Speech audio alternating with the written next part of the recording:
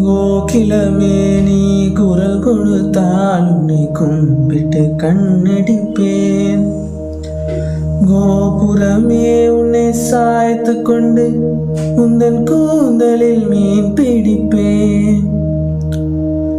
வெண்ணிலவே உன்னை தூங்க வைக்க உந்தன் விரலுக்கு சொடுக்கெடுப்பேன்.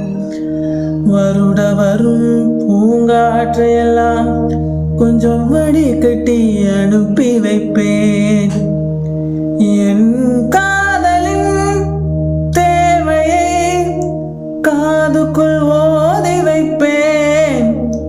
உன் காலடி எழுதிய கோலங்கள் புது கவிதைகள் என்றுரைப்பேன்.